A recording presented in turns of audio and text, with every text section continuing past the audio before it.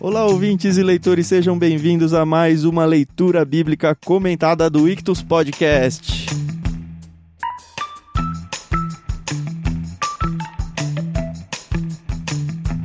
Eu sou o Thiago André Monteiro, @vulgutan, e estou aqui, como você já sabe, com o Thiago Moreira e com a Carol Simão para conversar hoje sobre o capítulo 5 de Gênesis. Isso mesmo, a gente vai colocar o dedo no meio de uma genealogia. Tudo bem com vocês? Tudo bem, sim. Vamos ver, né? São 32 versículos aí. Aparentemente, não vai ter muito o que comentar, mas o pastor Thiago falou que tem sim. Pelo menos cinco perguntas aí que ele fez e que a gente vai ter que responder. Muito bem, sejam bem-vindos aí, ouvintes e leitores, como diz o Thiagão. Estão colocando muita expectativa aqui sobre mim, tá bom? Eu só disse que teria coisa pra gente comentar em Gênesis 5, que a gente não precisaria pular. Ele falou que já pregou nesse texto e ele escolheu isso, né? Sim. Bom, vamos lá. A minha maior contribuição, como eu já falei em off pra eles, foi que eu, como um bom matemático, fiz uma régua do tempo e desenhei os anos em que um nasceu, um morreu, e eu achei coisas muito legais, que eu não vi nem no comentário. Então vamos ver, eu vou compartilhando com vocês. Eu até pensei em divulgar essa imagem aqui pra vocês, mas sim, é um negócio que eu sempre quis fazer. Eu tenho já costume há bastante tempo de ler a Bíblia todo ano. E toda vez que eu passo em genealogia, eu penso, puxa, um dia eu vou desenhar uma árvore genealógica, uma régua de tempo. Só que pra quem faz leitura bíblica no ano, não dá tempo, porque você lê um monte de coisa aí e a vontade fica sempre pra trás, né? E aí, quando a gente entrou nesse capítulo, e é o primeiro, né, que a gente vai passar mais de genealogia, até teve a de Caim ali, mas enfim. Aí eu falei, bom, se eu não fizer agora, eu não vou fazer nunca mais na minha vida, né? Então, vou fazer, vamos ver até onde vai. Mas foi legal, eu achei coisas que eu nunca tinha imaginado aqui, vamos seguir. Bem legal mesmo. Foi compartilhado com a gente aí durante a semana, nos bastidores aí. Bem interessante. Eu provavelmente não vou postar pra vocês essa imagem, tá? É uma coisa muito fácil de fazer, então fica de curiosidade aí pra vocês, porque Zé Moleza aqui não.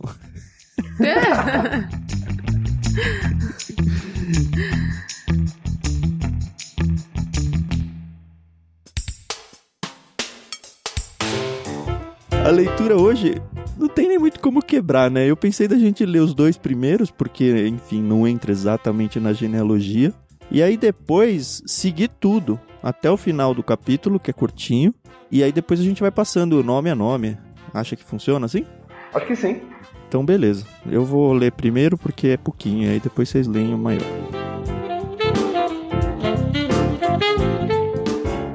Então, versos 1 e 2, este é o relato dos descendentes de Adão, quando Deus criou os seres humanos, formou-os semelhantes a ele, criou-os homem e mulher. Quando foram criados, Deus os abençoou e os chamou de humanidade.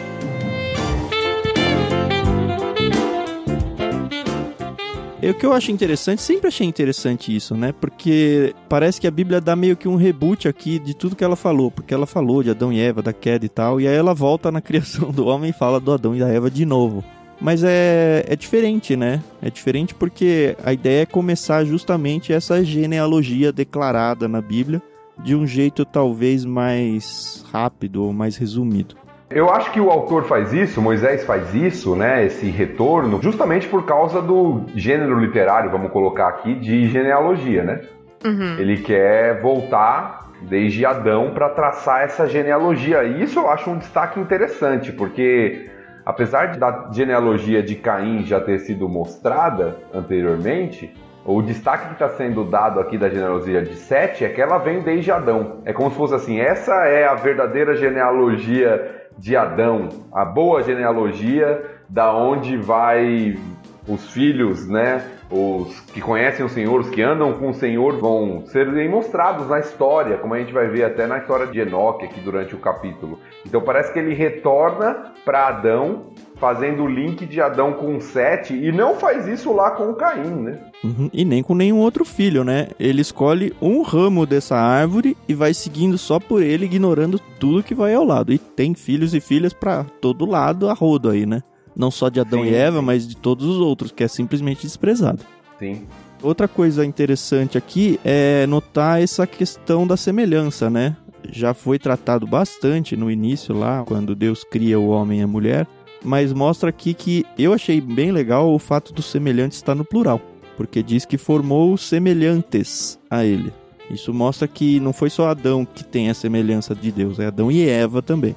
Porque Eva não foi gerada no sentido nascer como um bebê natural, né? Ela foi gerada de uma forma milagrosa também. E ainda assim Deus imprimiu nela a semelhança de Deus, não semelhança de Adão, como vai acontecer mais à frente. Apesar do pecado, Deus não tirou essa semelhança, né? Nós permanecemos semelhantes a Deus, né? Não sei, ele podia ter castigado a gente de alguma forma e... sei lá, a gente ter 3 braços ou 4 pernas. Perdeu as pernas como foi a serpente, né? Mas essa semelhança não é só física, né? É uma semelhança moral, ética, espiritual. Sim. Eu concordo, evidentemente, nós continuamos, a Bíblia vai mostrar isso, a imagem de Deus, seres humanos. Evidentemente distorcida essa imagem por causa da queda. Uhum. E eu acho que o texto ele mostra isso de forma sutil, daqui a pouquinho. Porque fala que Adão e Eva, né, homem e mulher, foram criados semelhantes a Deus. Uhum. E no versículo 3, que a gente vai ler ainda, fala que Adão teve um filho chamado Sete, que era semelhante a ele, à sua imagem. Então é interessante, Adão e Eva são a semelhança de Deus. Sete é a semelhança de Adão. Eu acho que o texto está querendo nos destacar que, evidentemente, também é a semelhança de Deus, mas ele já nasce com a realidade adâmica pós-queda. Então é uma semelhança distorcida já. Agora, tem outro ponto que eu achei interessante nos primeiros 2 versículos. Vocês que trabalham bastante com literatura, né? Os ouvintes aqui que devem acompanhar o trabalho aí com gêneros literários e tudo. Que nós temos uma estrutura literária muito comum na literatura hebraica aqui, nesse versículo 1 e 2, né? Porque o texto diz assim: quando Deus criou os seres humanos, como foi lido aí pelo Tiago, depois ele repete mais pra frente, quando foram criados. Isso é comum na estrutura da forma, né, do linguajar hebraico. Ele faz tipo um sanduíche. Né? Ele coloca, quando Deus criou os seres humanos, numa ponta, como se fosse uma fatia de pão. Depois, quando foram criados, como se fosse outra fatia do pão. E tem um recheio no meio. E geralmente o recheio é o destaque. É o que está mais importante no texto. E o que o recheio nos diz é, formou-os semelhantes a ele, criou-os homem e mulher. Eu acho que esse é o destaque que Moisés está dando, colocando essa repetição entre essa frase, né? De tanto como a gente falou, da semelhança, né? Da imagem de Deus no homem e na mulher, quanto da criação homem e mulher. O que é um ponto muito importante e nos nossos dias muito importante de todo esse debate a respeito do que é masculinidade, do que é feminilidade, de se uma pessoa nasce ou não assim. E a Bíblia ela já é taxativa e dá destaque para isso. Ele criou homem e mulher, ambos a semelhança de Deus, ambos filhos de Deus, mas diferentes um do outro. E eu gostei muito da tradução aqui da NVT. Aliás, a gente esqueceu de dar os créditos, né? A gente tá lendo aqui na NVT, que a Mundo Cristão graciosamente nos cedeu os direitos para esse projeto aqui. E eu gostei muito da ideia dele colocar humanidade, porque a maioria das traduções mais antigas, ela coloca Adão aqui, e os chamou de Adão. E eu lembro que eu era criança lendo esse texto, me incomodava muito, porque eu falava, peraí, criou homem e mulher e os chamou de Adão? Tipo, depois a Eva mudou de nome, sabe? Uma coisinha bem boba de criança, mas de repente pode confundir alguém. A questão é que Adão é uma palavra que pode tanto ser traduzida como nome próprio, Adão, como ser humano, né? E obviamente a melhor opção aqui, dado até porque ele acabou de falar homem e mulher, não faria sentido chamar a Eva de Adão aqui. E tem um jogo de palavras aqui, porque Adão, a palavra Adão, né, Adão, ela se repete 3 vezes aqui nesses versículos, né? No começo, este é o relato dos descendentes de Adão. Aí depois, quando Deus criou os seres humanos, é Adão. E depois, novamente, Deus os abençoou e o chamou de Adão. Então, tem um jogo de palavras ali, né? Para falar de Adão, o nome próprio, como o Tiago disse, e Adão, os seres humanos, a humanidade. Legal. Coisinhas que se você não tem o hebraico não vai pegar nunca, né? Ou pelo menos uma bíblia de estudo que te explica essas coisas aí. Sim. E outro ponto importante, eu acho, antes da gente seguir na genealogia, é que aqui a gente entra, se você tem ouvido os outros episódios aqui desse podcast, a gente entra naquela Toledote, que é uma divisão do livro de Gênesis. A gente viu lá no primeiro capítulo, eu acho, a gente comentou um pouquinho sobre isso. Se você não ouviu, corre lá. ouve lá o primeiro capítulo, é uma divisão que Moisés vai marcando no livro de Gênesis. Como se fosse início de capítulos, né? Dentro do livro. Às vezes nem era o início de um capítulo, mas numa sessão mesmo. Não tô nem pensando no capítulo que a gente conhece, porque essa contagem de capítulos parece que no original lá não tinha, né? O homem que organizou os capítulos aqui. Nem capítulos nem versículos tinha, né? Isso aqui foi feito posteriormente para ajudar a gente a achar o texto, né? Uhum. Mas não existia essa divisão anteriormente, não é inspirada a divisão em capítulos e versículos. Sim, e aí essas toledotes, elas funcionariam meio que como esses blocos já impressos pelo próprio autor aqui. Isso, marcações, divisões no livro. E aqui nós temos uma nova, que significa, geralmente está como descendentes a tradução, né? Seria genealogia, esse é o registro da genealogia de Adão, né? Da Gênese de Adão. É a primeira humana da Bíblia, né? Teve a origem da Terra, né? A origem das coisas. Não sei se ela é considerada ou não uma toledot.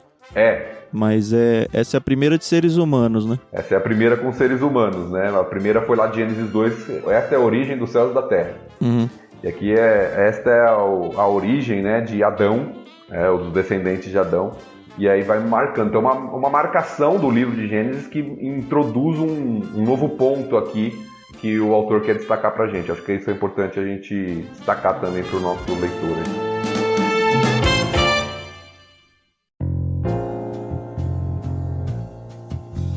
Vamos seguir? Eu vou deixar o pastor com essa voz de radialista. Pode ler. Você ficou com medo do Malalael, né? Não. Quer que eu leia tudo? Pode ler. Então tá bom, vamos lá.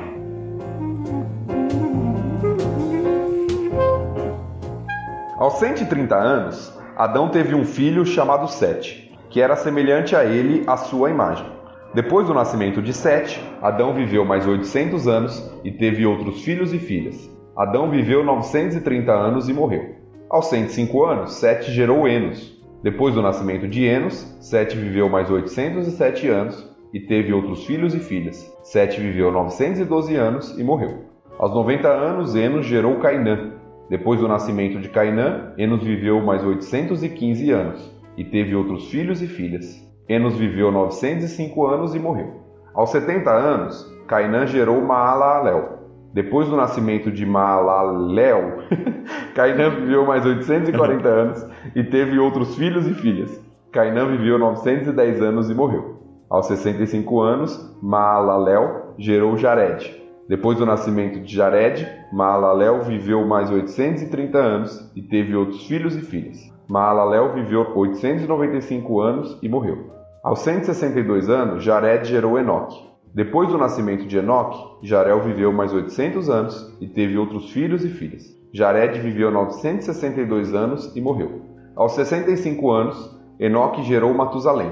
Depois do nascimento de Matusalém, Enoque viveu em comunhão com Deus por mais 300 anos e teve outros filhos e filhas. Enoque viveu 365 anos, andando em comunhão com Deus, até que um dia desapareceu, porque Deus o levou para junto de si. Aos 187 anos, Matusalém gerou Lameque.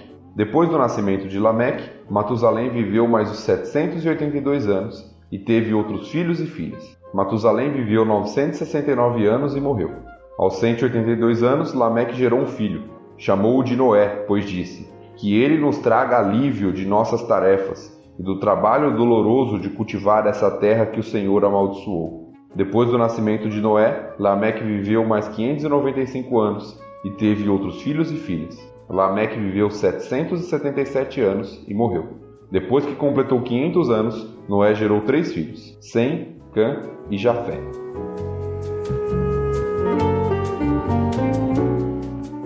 Aí... A dúvida é se eu vou fazer a leitura acelerada ou não na edição. Obrigado, você ouvinte que ficou até agora aqui com a gente. Depois que a gente acompanha a genealogia de Caim, a gente nunca mais ouve falar dele, né? A gente nem sabe quando ele morreu, né? Com quantos anos ele tinha, nem nada do tipo, né? Eu acho que não, só aqueles textos do Novo Testamento que a gente já mencionou. Sim. Que ele é lembrado. Achei também interessante essa coisa, né, dos homens, eles serem pais muito mais velhos. E assim, eu acredito... Ó, lá vamos nós, né? Eu acredito assim. Quem já assistiu Castelo Rá-Tim-Bum e qualquer outra dessas coisas que tem aqueles bruxinhos que vivem milhões de anos, eu imagino que as pessoas, elas envelheciam de aparência mesmo, muito mais tarde, né? Porque, afinal de contas, teve um aqui que esperou 300 anos, Noé, né? Noé, 500 anos. Pois é, 500 anos, gente. Então, eu acredito, na minha cabeça infantil de Castelo Rá-Tim-Bum e por aí vai, que eles envelheciam fisicamente muito mais tarde, né? Aparentemente, sim. Aparentemente, é. A vida era mais lenta e longeva, aparentemente, aqui, né? Tem muita gente que defende essa longevidade aí com base nas águas do dilúvio que ainda não tinham vindo e tal. Mas eu acho que a gente acho que nem deveria ficar especulando muito por aí, porque a própria Bíblia não explica. Ela simplesmente diz, era assim e pronto e acabou. E assim, cabe a nós acreditarmos na Bíblia ou não. Eu acredito com e certeza. Não tenho problema nenhum com isso. Eu acho que o que a gente pode inferir é que essa diminuição da vida ela é consequência do pecado. Mas ela já acontece bem drástica após Noé, né? Sim. Ainda não chega no que é a gente, mas já cai pra casa de uns 120, alguma coisa assim. Lembrando que no futuro, né, no milênio, tem uma promessa de que as pessoas vão voltar a viver bastante. Tem uma profecia que diz que a pessoa que morre aos 1000 anos lá é considerada jovem. Então, você parece que vai ter um retorno a essa realidade inicial, né? Isso, e quando a gente chegar lá, a gente vai explicar, viu? Porque não quer dizer que a gente, depois de ressuscitar e for para o Senhor, vai morrer novamente. Não é esse o grupo de pessoas que vai morrer. É verdade, boa observação. A gente vai ser eterno aí. Eterno não, né? Infinito. Tem uma discussãozinha aí de termos que não vale a pena a gente entrar agora, mas é isso.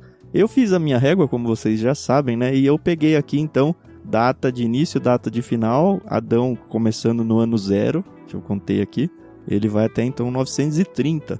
E eu peguei algumas coisas interessantes que eu vou falar ao longo dos comentários de cada nome. Aliás, a primeira coisa, antes da gente entrar nos nomes, eu gostei muito de um livro que eu estava lendo para me preparar aqui.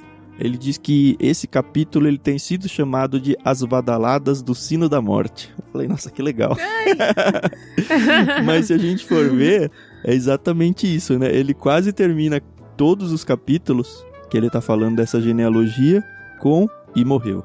A menos das inserções ali de Enoque, que a gente vai falar com certeza bastante, e do finalzinho ali de Noé, que enfim, Noé ainda não morreu. Ele fala, fulano fez 3 coisas, nasceu, procriou e morreu. Nasceu, procriou e morreu. É interessante porque eu não lembro se em outras genealogias declaradas assim da Bíblia aparece esse termo de uma maneira tão recorrente. Ficar atento aí para as próximas. Que eu me lembro também não, mas eu acho que isso é para dar justamente o destaque que ele quer dar na genealogia, né? A genealogia ela tem um padrão, como foi bem dito aí pelo Tiago, de nascimento, procriação e morte. Imagine o leitor lendo isso pela primeira vez, né? Ele lê e fala, é a mesma coisa para todo mundo, vou só terminar a leitura aqui, é a mesma coisa para todo mundo. Chega em um que muda a coisa. Muda a genealogia. E eu acho que é o destaque que Moisés quer dar. Ele vai pontuando, deixando tudo igual, para ressaltar o olhar naquele que é diferente. E eu acho que não mais, mas também isso é o fato de ficar muito bem destacado a consequência do pecado de Adão e Eva. Lembra que ele falou, certamente morrerão. E agora ele fala, essa é a genealogia do Adão, partindo pela linha dos que seguiram ao Senhor, porque Caim, como a Carol falou, já ficou para trás, e ainda assim todos eles, e morreu. Sempre conclui com a condenação de Deus para o ser humano, e morreu. Mas enfim, verdade. Adão, vamos lá. O Adão, que eu marquei de destaque aqui, é que ele, como a gente já mencionou, ele passou a imagem adiante. E aí eu coloco 2 imagens que ele passou adiante, né? Uma inferência minha aqui. A imagem que ele tinha recebido de Deus e a imagem do pecado. Então ele passa os 2 adiante. E infelizmente, hoje nós continuamos a ter essas 2 e não só a primeira. Só para ficar claro para quem está ouvindo, o Tiago está usando essa expressão didaticamente, na verdade é a mesma imagem, né? Só que distorcida. A gente continua a imagem de Deus, só que não é a imagem original lá de Adão, sem pecado. É uma imagem que foi corrompida por causa do pecado, né? Sim, e a gente carrega aí o tal do famoso pecado original, né? O pecado de Adão. Sim. E é por isso que a gente entende, por exemplo, que crianças elas não nascem santas. Elas já nascem em pecado. E é o que a Bíblia vai apresentar pra gente, principalmente lá no Novo Testamento. Ela já nasce em pecado, ela já nasce um ser pecador. E aí, enfim, isso tem outros desdobramentos bem complicados que não tá na hora de entrar também. É verdade. Se você tiver dúvida sobre isso, tenha um filho ou visite o berçário da sua igreja. Exatamente. Precisa ir pro berçário da igreja, pode ir pra qualquer escola aí, né? Seja professor, se você não tiver filho, você vai ver que beleza. Desça no condomínio pra ver as crianças brincando. Pois é. Mas enfim, o Enos, que é o filho do Adão, ele não diz grande coisa aqui, mas eu queria destacar... O Enos é filho de Sete. De Sete, desculpa. Tem o Sete ainda, que não fala praticamente nada, né? A gente já falou sobre ele vai ser... A linhagem dele é que vai carregar aí a sequência de seguidores de Deus. E a partir daí o Enos, ele aparece como um cara sem grandes informações. Mas eu queria lembrar que no final do capítulo 4, foi na época do Enos que as pessoas começaram a invocar o nome do Senhor. Então, assim, não sei o que aconteceu entre Adão e Sete aí, a ponto dele só acreditar esse retorno a Deus quando já tinha Enos na vida aí. E se a gente for olhar isso aí, quando Enos nasceu, Adão já tinha 235 anos. Eu acho que o destaque, Tiago, é justamente para marcar uma nova genealogia. Sete vem como substituto de Abel. A própria Eva fala isso. Deus me deu outro filho no lugar de Abel que Caim matou. Certo. E aí, Enos, como filho de Sete, parece, para mim, né, o destaque desse início de Gênesis aqui, quando começam as gerações, as genealogias, é justamente fazer o contraste da genealogia que se distanciou do Senhor, que saiu da presença do Senhor, e agora dessa genealogia que invoca o nome do Senhor. Tem um outro detalhe que eu peguei aqui do Enos. Assim, se você não fizer essa régua, você não vai pegar no texto bíblico. O Enos conheceu Noé. Já pensou, cara? Que legal. O neto do Adão conheceu Noé. Ele viu Noé nascer. O Noé nasce nessa contagem em 1056 e o Enos só vai morrer em 1140. Então ele ficou aí, 50 anos, pouco mais de 50 anos aí, junto com o Noé. Eu nunca teria essa informação se não fosse o Thiago. Isso aí. Por isso que é bom ter um matemático com a gente. Né? Não, então, eu fiquei pensando... Eu entendo isso que o Thiago falou, eu concordo. Mas vendo essa regra, eu fiquei pensando se o fato do Noé ter nascido durante a vida do Enos não contribui para esse fato de que, olha, foi a partir do Enos que voltou-se a Deus. Porque não diz se foi no começo da vida dele ou se foi no final da vida dele. Mas a gente percebe que Noé é super... Se bem que já passou Enoque aqui, né? Sim. O Enos viu o Enoque nascer e o Enoque morrer, por exemplo. Ser levado aos céus, né? E eu acho que a influência existe, né? Porque a gente vai falar de Enoque mais pra frente, que é o grande destaque dessa genealogia aqui. Mas no próximo capítulo que a gente vai ver, vai falar que Noé andou com Deus, que é a mesma expressão dita para Enoque. É lógico, ninguém nasce salvo, como foi dito. Salvação não é hereditária, mas a influência de uma família cristã sobre seus filhos, né, uma família cristã que ama a Deus de verdade, que anda com Deus, ela é enorme. É lógico, a gente está educando nossos filhos com aquilo que a gente tem para dar. E o que a gente tem para dar é a vida cristã. Exato. Eu não canso de orar pelos meus filhos pedindo para que, assim, a primeira oração pela vida deles é que eles sejam servos sérios de Deus. E acho que é uma oração bastante válida, acho que Deus gosta muito dessa minha oração e continuo orando para que isso faça alguma diferença na vida deles. E também não jogo toda a responsabilidade a Deus, do mesmo jeito que os pais fazem quando entregam para os filhos para a escola e falam, é seu, cuida aí, né? Eu entendo que é a responsabilidade minha e da Renata fazer com que eles trilhem esse caminho aí da melhor forma possível. Mas, como o Thiago falou, a decisão é deles. Não tenho como obrigá-los a seguir a Cristo. Em algum momento, eles têm que se entregar. Mas é importante também a gente pensar, voltando ao ponto de Enos e Noé, que a gente está lendo a história em retrospectiva, né? Porque talvez Enos, quando conheceu Noé, nem sabia quem Noé se tornaria. Né? A gente está lendo a história falando, Noé foi um grande homem. Talvez Enos... É lógico, a gente vê que Noé acha graça diante de Deus e tudo, mas talvez Enos nunca nem ficou sabendo. Que o Noé existia? Não, o que aconteceria? Não, isso não tem como saber. Mas a questão é legal de ver que foram contemporâneos, né? Sim. E o interessante é que quando Noé, ele nasce, ele já recebe uma responsabilidade, né? Que ele nos traga alívio de nossas tarefas e do trabalho doloroso de cultivar essa terra que o Senhor amaldiçoou, né? Então, acho que não é essa coisa de, ele foi o escolhido, né? Mas eu acho que a partir daquele momento, eles tinham, acho que tá na hora da gente pegar e ensinar pra uma pessoa o que realmente tem que fazer, né, nessa vida. Não sei. A gente já vê o Enoque fazendo isso, né? Quando a gente chegar lá, a Carol queima a largada forte, assim, né? Tá adiantando, tá indo lá pro final do capítulo já, tá com pressa, né? Quer ir embora. Não, vamos lá. Não, calma. Porque ele falou. Não, peraí, deixa eu justificar aqui. Que o Tan falou, será que o Eno sabia e tal? Obviamente ele não sabia que Noé, enfim, ia acontecer tudo o que aconteceu. Mas a gente vê aqui que Noé já tinha uma responsabilidade desde o seu nascimento. É verdade, mas ele ainda não nasceu aqui, Carol. Calma. Tá, desculpa. A Carol, você não lê Agatha Christie aí? Você já tá entregando o assassino já no segundo capítulo? Pois é. É que eu sempre leio a última página do livro, entendeu? Tem esse costume bom. Tá bom, voltemos. Bom, a gente passou do Enos. Eu anotei aqui Cainã e Maalaleel. Nome difícil de ler, né?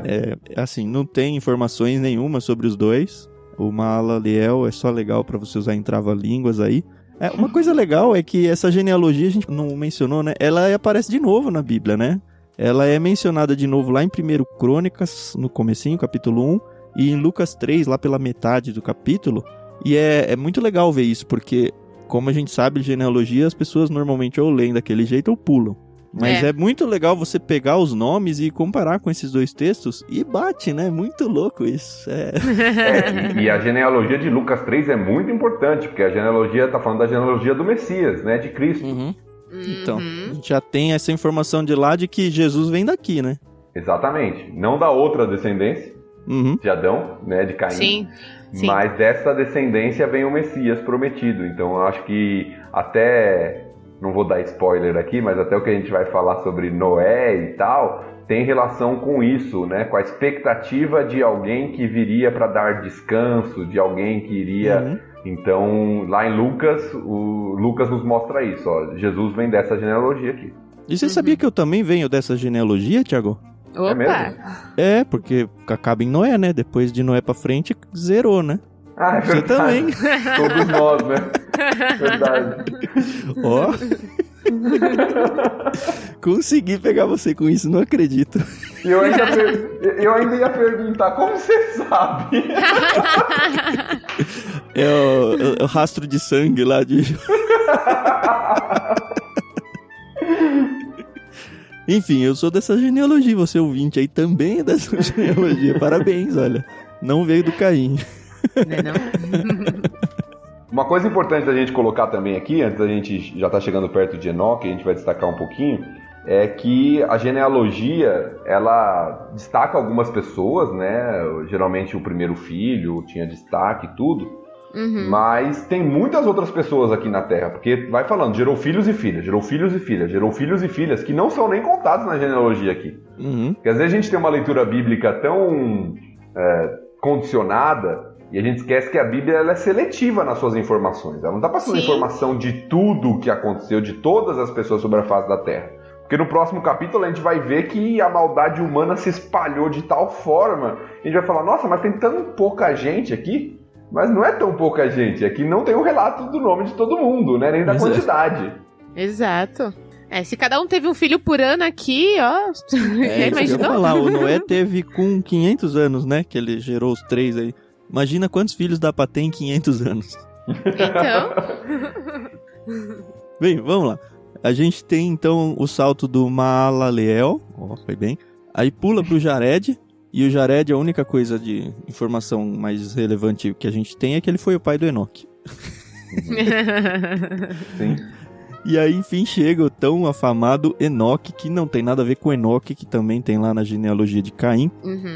E, enfim, eu vou deixar vocês falarem do Enoque, vocês falam mais bonito que eu. E o Lameque dessa genealogia também não tem nada a ver com o Lameque da outra. São só nomes iguais.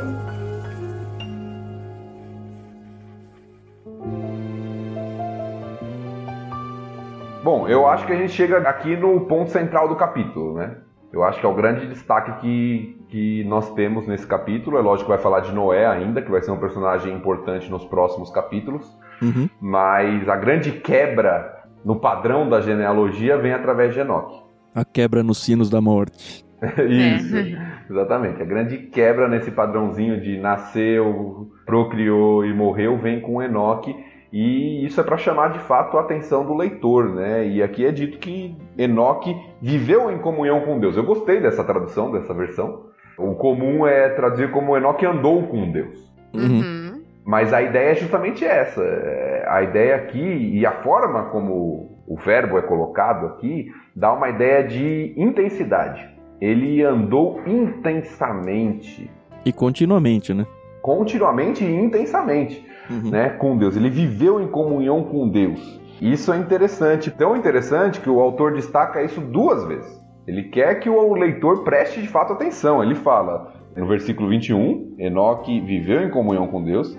E no versículo 22, desculpa. No versículo 24, andando em comunhão com Deus. Então ele repete a expressão 2 vezes, para dar destaque, né? Qual era a grande característica da vida de Enoque? Esse cara andou com Deus. Esse homem viveu em comunhão com Deus.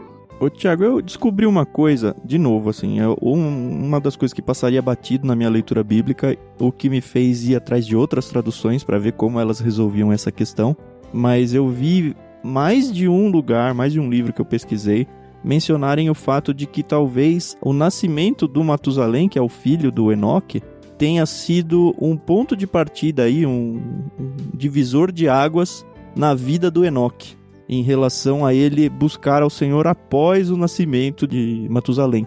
Aí eu falei, nossa, será que não tá forçando muito a barra aqui?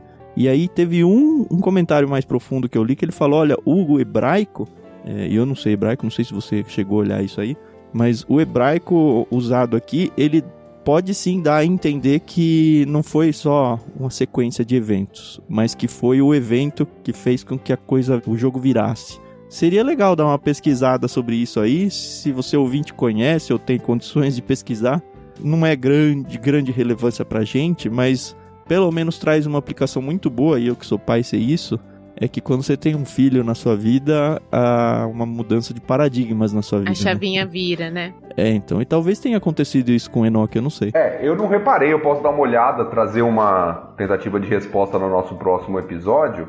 Podem ser 2 coisas, pode ser de fato esse destaque, né, depois do nascimento de Matusalém, porque a tradução pelo menos nos mostra isso, foi depois do nascimento de Matusalém, mas pode ser só a sequência do padrão literário também. Pois é. Porque nos anteriores também falam, depois do nascimento de Enoque, Jared viveu mais 800 anos. Só que aqui a diferença é, depois do nascimento de Matusalém, em vez de Enoque viver mais tantos anos, Enoque andou com Deus. Sim, é aí que a gente deveria se apegar mais. E é interessante que ele foi o primeiro homem que não experimentou a morte, né? Sim. Obviamente não era uma coisa comum, mas acho não. Quando Deus criou o homem, né, essa era a intenção, né? Ele não experimentar a morte física, né? Infelizmente a gente viu que não aconteceu isso, né? Mas Enoque tá no céu, né? Até hoje.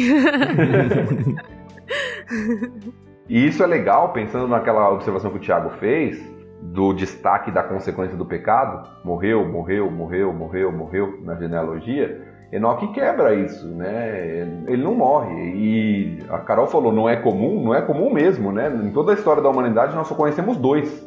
Nem o Cristo fugiu da morte, né? Enoque e Elias. Elias, Mas sabe que, assim, apesar da coisa ser inusitada e super exclusiva aí, eu não acho que seja algo que não pode se repetir na história de novo, sabe? Porque foi tão surpreendente ter acontecido aqui e foi tão surpreendente ter acontecido com Elias que Deus pode fazer o que ele quiser, assim. Eu não tô dizendo que, eu tenho que buscar isso, nada disso. Mas, assim, toda vez que eu vejo um grande herói da Bíblia, por que eu tô falando isso? Toda vez que eu fico pensando, eu fico tentando me comparar e falar, puxa, eu nunca vou conseguir chegar perto de ser um cara desse. E a gente vê textos no Novo Testamento que desconstroem essa ideia. Ele fala, olha, você pode ser tanto quanto um Elias, quanto foi um Eliseu, sabe? Foram pessoas, heróis da fé, aí pessoas que a gente enxerga como super-heróis aí da Bíblia, mas a nossa realidade aqui pode ser tão real quanto foi a deles. Eles eram seres humanos igual a nós,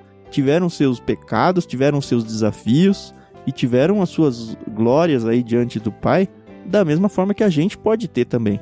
E isso pra mim sempre me dá um quentinho assim no coração de falar, puxa, sabe, tem condições de eu ser um Moisés na vida. Óbvio que não é um negócio que eu falo, é impossível. Não é, sabe, o Deus é o mesmo, a relação com Deus pode ser a mesma. Sim, e eles eram tão pecadores como nós somos. Uhum. E também a gente não pode achar que pelo fato de Enoque e Elias terem sido trasladados, que eles são mais espirituais do que os outros. Porque aí vai muito o plano de Deus também. Sim. Porque a respeito de Noé é dito a mesma coisa. Noé também andou com Deus. Mas o plano de Deus não foi levado. O plano de Deus foi que ele cumprisse uma missão aqui. Isso aí. Verdade. Que é o normal de acontecer, né? Que é o normal, exatamente. É o normal. É interessante mencionar que o Enoque ele é citado 2 vezes no Novo Testamento em 2 textos bem importantes. Um, ele aparece lá em Hebreus 11, que é a lista dos heróis da fé. Mas o que me chamou muito mais atenção foi Judas 14. Judas capítulo 1, só tem um capítulo, né? Versículos 14 e 15. Quando tem um livro com um capítulo só, a gente não costuma falar 1:14, né? Uhum. Mas é bom pontuar isso mesmo. Então, Judas 1:14. Enoque, que viveu na 7ª geração depois de Adão, a gente mencionou isso no último capítulo, né? Em relação ao Lameque, né? Que também era 7ª e tinha se afundado ao extremo ali. Mas enfim. Enoque, que viveu na 7ª geração depois de Adão, profetizou a respeito desses homens, dizendo: ouçam, o Senhor vem com incontáveis milhares de santos para julgar a todos. Convencerá os pecadores de seus atos perversos e dos insultos que pronunciaram contra ele. Isso me faz pensar uma coisa que, cara, a Bíblia tem que ser algo revelado por Deus. Porque aqui Judas dá uma informação que ele não teve no Antigo Testamento quando ele lia o Antigo Testamento. Do que o Enoque fez? Ele condenou o pecado da sua época veementemente. E se a gente for de novo olhar na minha reguinha ali, o Enoque estava vivendo, o Adão ainda estava vivo. E ele não chegou a ver o Noé, ele viu só o pai do Noé. Mas é impressionante, porque quando a gente chegar lá no Noé, Deus vai decidir destruir o mundo, e isso não é um grande spoiler, porque se você não sabe da Arca de Noé, pelo amor, né? Mas enfim, é interessante que o mundo, nesse período aqui, essa é a linha que está seguindo a Deus, mas tem quantos outros filhos e filhas por aí, a própria linhagem de Caim, difamando e estragando a humanidade a tal ponto de Deus falar, basta, não dá mais, e é daqui a pouco, assim, sabe? E vamos ter que estragar tudo. Isso é muito importante. Então, e o Enoque já é o cara que fica enfiando o dedo na ferida, não é o cara passivo que se fechou num mosteiro, sabe? E viveu a sua espiritualidade alheio à realidade do mundo. Ele era um cara incisivo no mundo. Isso que me chamou muito a atenção no texto ali de Judas. Sim, isso é muito importante porque ele nos mostra primeiro que, aparentemente, pelo menos de relato bíblico que a gente tem, Enoque é o primeiro profeta pregador aqui, né? Uhum. Que a gente tem na história. E que mostra que Enoque andou com Deus em meio a um mundo corrompido. Porque muitas vezes a gente coloca desculpas e barreiras para falar, não, mas no mundo que a gente vive é muito difícil. É muito difícil ser crente na faculdade, é muito difícil ser crente em tal contexto, é muito difícil ser crente hoje no Brasil. E Enoque foi um cara que andou com Deus em meio ao mundo pervertido que daqui a pouquinho vai ser destruído por causa da maldade que se preencheu pela terra. Deus resolve destruir a humanidade. Uhum. Então a gente vê que é possível andar com Deus, mesmo num mundo corrompido, mesmo num mundo que a gente sabe que vai ser assim. Jesus já falou, né, que nós vivemos como luzeiros em um mundo corrompido, e nós devemos de fato andar com Deus nesse mundo. E Enoque fez isso, mostrando que é possível. Pois é.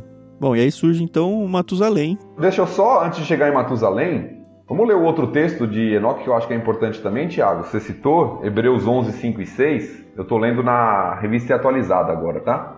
Que diz assim: pela fé, Enoque foi trasladado para não ver a morte. Não foi achado, porque Deus o trasladara. Pois antes da sua trasladação, obteve testemunho de haver agradado a Deus. De fato, sem fé é impossível agradar a Deus, porquanto é necessário que aquele que se aproxima de Deus creia que Ele existe e que se torna galardoador dos que o buscam. Então é interessante o destaque que o autor de Hebreus dá. Ele fala da fé de Enoque e de como Enoque agradou a Deus com o seu viver.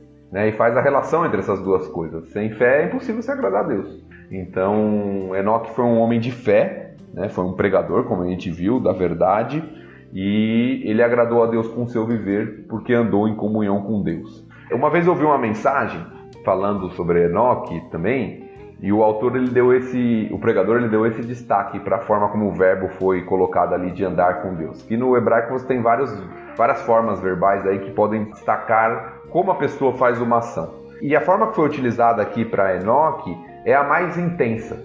E aí ele deu o exemplo da filha dele. Esse aí é o texto de Hebreus ou o texto de Gênesis? Não, voltando para Gênesis. O andou com Deus ali. Ele deu o exemplo da filha dele. A filha dele tinha que fazer aula de inglês e aula de piano, né? A filha dele fazia essas duas aulas. E ela amava a aula de piano. Sempre que ele estava com a aula de piano, ela fazia com prazer. Mas ela detestava a aula de inglês. Ela fazia. Mas porque tinha que fazer. Claro que ela detestava inglês. Porque tinha que fazer. Que era obrigada a fazer. E aí ele ilustra isso com esse ponto. Enoque andou com Deus e o que o verbo nos revela aqui é que ele amava andar com Deus. Isso é muito interessante, porque às vezes a gente vê pessoas no nosso contexto de igreja, cristão, que faz as coisas por obrigação. Eu leio a Bíblia que eu tenho que ler, eu vou na igreja que eu tenho que ir. E se torna uma obrigação, um fardo, e não um prazer. Né? E o que Enoque nos coloca aqui, o que nos mostra da vida de Enoque, que ter comunhão com Deus para ele era um prazer. É verdade. E é fácil para quem tá em rotina, é fácil tornar coisa mecânica, né? Sim. Parar de se emocionar com um texto, por exemplo, um texto bíblico, você se cauterizar para a situação do mundo e alguém pede oração para você fala, tá bom, vou orar, faz aquela oração protocolar só para dizer que orou, sem necessariamente se envolver com aquilo. Tem seus lados perigosos aí da aula de piano e da aula de inglês mesmo. Mas outra coisa boa, né, uma novidade, não é novidade, mas é boa, é que o que foi necessário para que o Enoque fosse do jeito que ele era, tá disponível pra gente também. Igualzinho. A gente pode caminhar o mesmo caminho que o Enoque caminhou, como diz Hebreus lá, só por causa da fé, só por causa do relacionamento dele com Deus. Muito fácil da gente da gente viver essa realidade que o Enoque viveu. O que não quer dizer que Deus vai resolver trasladar a gente, mas com certeza vai ser muito gostoso andar do lado de Deus.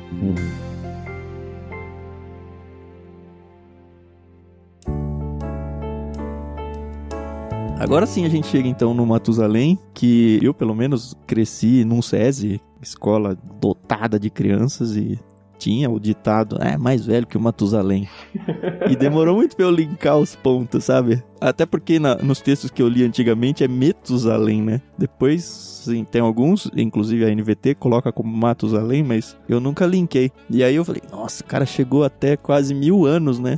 Só que aí depois você vendo a genealogia, ele viveu 969. A gente tem Noé vivendo 950, a gente tem o Jared vivendo 962. Então, assim, tem gente aí que viveu perto dele, não chegou, ele foi o mais longevo mesmo. E uma coisa muito interessante, mas muito interessante mesmo, e o que me faz imaginar aqui, o Matusalém, ele morreu no ano do dilúvio.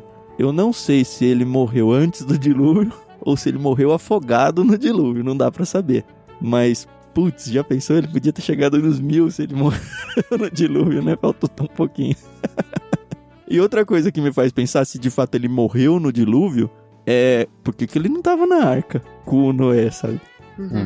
Ele tava entre os pecadores que não foram salvos, foi Noé e os filhos. O pai do Noé, o Lameque, ele morreu 5 anos antes do dilúvio, então o Matusalém, ele viu o filho dele morrer, coisa que não tinha acontecido antes, a menos do Enoque, né, que o pai não viu mais, porque enfim, não morreu, mas ele é o primeiro que vê o filho morrer.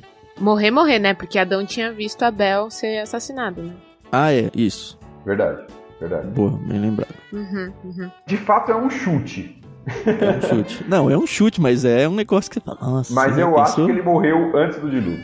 Tomara, viu? É um chute. Por quê? Porque, aparentemente, o que a história do dilúvio nos conta é que houve um chamado ali de Noé para que eles se converterem e tal. E eu acho, pelo menos o que a ideia do texto dessa genealogia nos mostra, é que Matusalém era um homem que também seguia a Deus. Apesar de não estar falando muito sobre ele aqui. Então, o próprio fato de Matusalém não estar mais aqui, de Jared não estar mais aqui, eu acho que é indício, mas é só chute, de que eles já tinham morrido quando o dilúvio de fato começou. E ele foi filho do Enoque, né? Que o Enoque deve ter passado muita coisa pra ele, né? Sim. Mas o que me chama mais atenção ainda é o fato de que Lameque, né, que gera Noé, ele tem outros filhos e filhas que a gente não conhece na história bíblica. E que talvez esses outros filhos e filhas morreram no dilúvio. Pois é. Irmãos de Noé, que a gente não conhece, assim, o nome e quem são, mas talvez irmãos de Noé passaram e morreram pelo dilúvio. Que coisa! É muito provavelmente, né? Muito, se a gente for pegar essa lista de nomes aqui, o Lameque, então, é filho do Matusalém e, pasmem, ele conheceu Adão. Adão estava vivo quando o Lameque nasceu. Olha que louco, já pensou? Meu? Que legal, sei lá, conhecer... Cara, um montão de gente pra trás aqui, 9, né? 1, 2, 3, 4, 5, 6, 7, 8, 9 ascendentes. Vira o episódio Chapolin, né? O tataravô, né? Eu acho que outro ponto legal, não sei se o nosso matemático aí pegou isso aí, mas os homens que mais viveram foi o pai e o filho de Enoque. É verdade. Foram os homens que mais viveram. E Enoque foi o homem que menos viveu dessa genealogia aqui. É Pois verdade. É lógico, o Enoque não morreu, mas Sim, ele sim. não estava mais aqui aos 365 anos.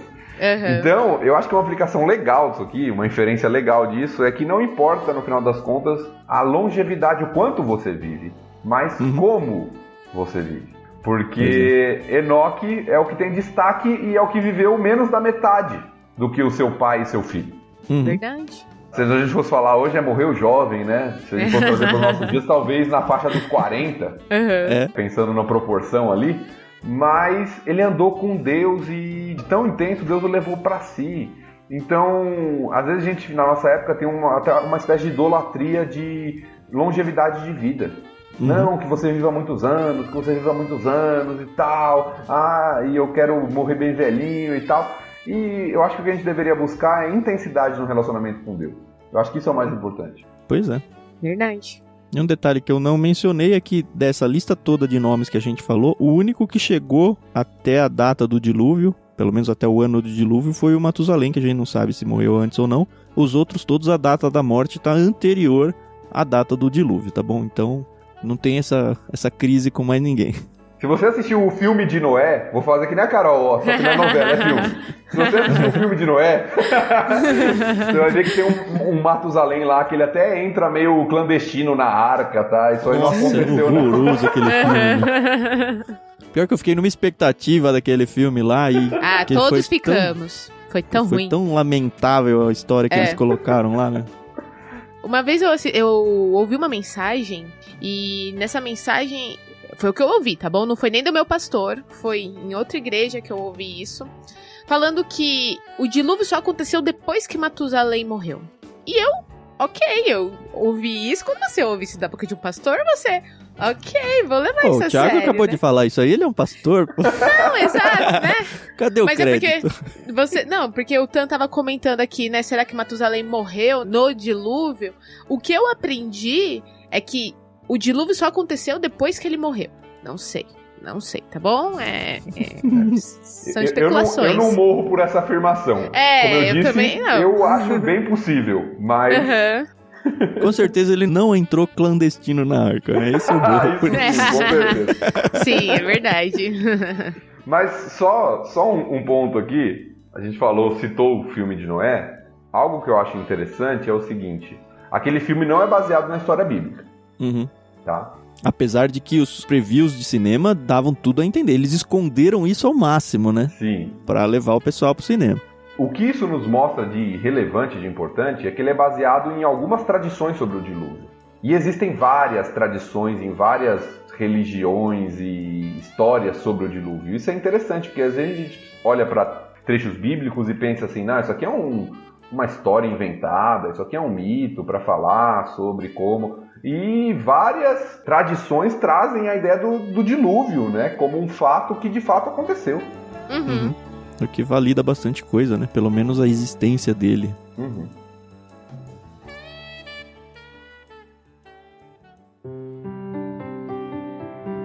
Bom, eu queria falar do Lameque, porque ele é outro que rompe essa narrativa de nasceu, procriou, morreu, né?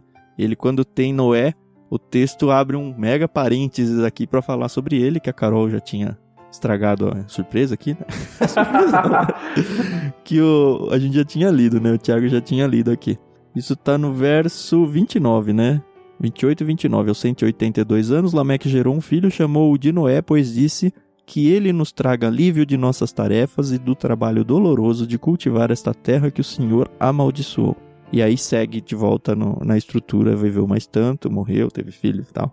Mas é interessante que surge aqui uma ponta de esperança, né? Primeiro que você vê que aquela condenação do homem lá para a terra, ela continuava firme e forte aqui, né? Tanto que eles ainda estão lutando ali com a terra para conseguir que ela produza e tal. Mas o Noé aparece aqui como a Carol falou lá, como uma esperança, como olha, parece que ele já chegou com uma missão aqui. E uma missão que para a vida dele demorou bastante, né? Ele foi construir a arca lá, com quantos anos ele tinha aqui? Quase 600 anos, é isso? 600 anos, quando vem o dilúvio. Ele leva um ano, acho que, para construir a arca, né? Então, 599 anos aí, ele estava construindo a arca para finalmente fazer o que estava nos planos de Deus. Outra coisa interessante nessa régua que eu fiz aqui, contando a vida do Noé aqui, tá? Além do dilúvio. Quanto tempo se passou desde Deus ter criado Adão e Eva até que ele... Aliás, vamos parar o dilúvio, né? Até que ele matasse todo mundo e trouxesse a condenação. Quanto tempo demorou para a humanidade inteira se corromper a ponto de Deus precisar dar esse boot? 1656 anos. Se a gente for contar a vida do Noé inteira, 2006 anos. Que é, um pouco menos do que aconteceu de Cristo para cá, né? Sim. De Cristo para cá já é o suficiente para... Aliás, muito mais, né? Porque quando Cristo veio, a humanidade já estava bastante corrompida, não estava zerada ainda. Mas assim, a gente só tem que esperar mais corrupção, cada vez mais. E é o que a Bíblia traz pra gente. Cada vez mais, até que vai chegar um momento em que Deus vai falar de novo, basta, Cristo, volta lá. Sobre Noé, é interessante aqui também notar, tem novamente um jogo de palavras, né? A sonoridade do nome Noé é parecida com a palavra hebraica de descanso. E aí vai na afirmação do pai dele para ele, né? Que ele nos traga descanso, alívio, né, das nossas tarefas. E aqui eu acho que tem um ponto, não de profecia, mas de esperança mesmo, né? Do pai dele. Então, aquele olhar de esperança dessa genealogia, de que a promessa de Deus vai ser cumprida, né? Então, Noé, que ele nos deu descanso, né? Que ele nos livre da maldição que foi posta sobre a terra, então a esperança, a expectativa, a gente sabe que não foi Noé plenamente, pelo menos foi Cristo que fez isso lá na genealogia mais para frente da genealogia de Noé, mas Noé foi usado por Deus, né, como um homem, como o Thiago falou, através dele houve o recomeço da raça humana. Então a expressão de esperança do pai aqui nos mostra a confiança que essa genealogia tinha no Senhor. É isso. E aí então Noé tem os 3 filhos dele, o Sem, o Cã e o Jafé. O Sem vai ser a origem dos judeus aí, por causa do nome dele, que tem o termo semita. Semitas, isso. Mas aí já é história pro próximo capítulo. E olha, pasmem, a gente conseguiu passar de 1 hora de gravação em bruto aqui. Ficou legal? Não sei, eu gostei bastante. Foi muito bom. Tem mais algum comentário aí, Carol? Não, eu gosto de ficar refletindo depois o que eu ouço, porque é muito engraçado. Eu sou filha de um pastor e meu pai deu aula em seminário, e em casa sempre foi muito natural a gente falar da Bíblia, etc e tal. Mas como a gente aprende, né, todos os dias, né? A Bíblia, ela se renova, e eu gosto muito disso. Eu não sei de nada. Essa aqui é a verdade. Quando o Tan trouxe esse projeto, eu falei pra ele, então eu vou ser a burrinha do trio, no sentido de que... Entendam, eu quero fazer as perguntas que as pessoas gostariam de fazer e têm vergonha, entendeu? Então é uma máscara, é isso? Um personagem. Mas você nem sabe, hein, Thiago? Mãe de tudo. Carol, aqui. Você que é a filha de pastor aqui. Pois é, mas esse título não quer dizer nada, né? É isso que eu gosto, entendeu? Eu gosto de aprender. Então eu acho interessante quando a gente senta aqui e tira 1h30 pra conversar sobre as coisas, pra ver que eu já li a Bíblia várias vezes. sozinha, com minha família. E, caramba, tô aprendendo muito mais, entendeu? Isso é muito gostoso, entendeu? Ô, Thiago, eu não quero ser injusto aqui. Seu pai não é pastor, é? Ou é? Não, meu avô. Seu avô. Eu sabia que tinha algum pastor aí pra cima. Mas, beleza. Então, ó, o Thiago é avô de pastor. Eu não sou nada, tá? Eu sou neto. Neto, é. Ah, é? Quem sabe, né? Seja pastor, Quem sabe, né? avô, Quem né? sabe? Quem sabe? Profetizei aqui, né? Mas é legal isso que você falou, Carol. A gente não cansa de aprender, assim. Mesmo em textos difíceis e chatos. Olha, assim, a gente brinca aqui, tirou leite de pedra e tal, mas vocês perceberam, foi super natural a coisa. É só a gente realmente querer se interessar que a gente descobre joias aqui. Sim. Sim. E eu digo mesmo, às vezes as pessoas têm a impressão assim, o pastor, ele já sabe tudo e tal. E pra mim é uma caminhada de aprendizado com vocês aqui também, à medida que a gente vai compartilhando. Eu acho que isso é muito legal de uma leitura bíblica em comunidade, né? Eu acho que a gente deveria fazer muito mais isso como igreja, porque a gente aprende muito uns com os outros nessa caminhada. Verdade. E fica a oportunidade pra você que tá ouvindo participar com a gente, né? A gente tá conversando nós três aqui, mas a ideia é que essa conversa ecoe junto com você, junto com o pessoal da sua igreja, assim, leva essa conversa pra dentro de sua igreja também. Já imaginou que legal vocês ouvirem juntos esse podcast aí, sei lá, cada um na sua casa, e vocês montarem, sei lá, grupos pra discutir cada capítulo entre vocês? Olha que coisa legal, muito mais legal que você pegar um livro aí devocional ou alguma coisa, porque você tá indo na fonte aqui, né? Você tá pegando a sua Bíblia e conversando sobre a Bíblia. Eu acho que os cristãos, eles estão muito acostumados aí a leite com pera, sabe? De pegar a coisa mastigada e tal. Mas quando a gente parte pra Bíblia, primeiro que a gente não fica refém do autor do livro mais, né? No sentido de que só a interpretação dele... É óbvio que você deve ir atrás desse tipo de literatura, tem gente muito séria produzindo coisa de muita qualidade e tal, mas o que eu tô dizendo é, não fique só nisso, não fique só nesse conteúdo mastigado pra você. Vá você também na fonte ali e converse com as pessoas sobre essa fonte. A gente tá justamente tentando fomentar isso com você. Então passa adiante esse áudio aí, se você vai passar o link, se você vai fazer download e passar o arquivo, não importa pra gente, tá bom? O importante é que isso abençoe a vida de vocês da mesma forma que tem abençoado a nossa. Isso aí.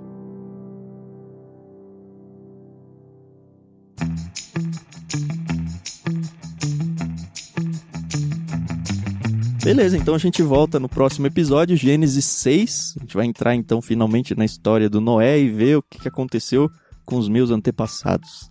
Falar também dos filhos de Deus e as filhas dos homens. Você vai querer falar isso aí? Não sei se eu tô muito afim de falar. Opa, tem que falar, né? Não pode pular as polêmicas, né? É verdade. É a Carol que gosta das tretas aí, né? Opa! Mas enfim, vamos ter que falar dos filhos de Deus e dos filhos do homem, e eu vou deixar o Thiago falar e me ensinar. Eu já briguei com esse texto algumas vezes. Eu não consigo fechar ele na minha cabeça, de verdade. Não sei se isso vai fechar, então fica como gancho então pro próximo episódio, né? E vamos ver o que nós vamos falar dos filhos de Deus, dos filhos dos homens, das filhas, né? Então tá bom, obrigado mais uma vez por ficar aqui com a gente. Curtam bastante aí o que a gente tem feito, passem adiante à vontade aí, interajam com a gente, que é o que a gente mais quer, é aumentar o grupo de conversa aí. E até o próximo episódio. Tchau, tchau. Até a próxima, pessoal. Tchau, pessoal.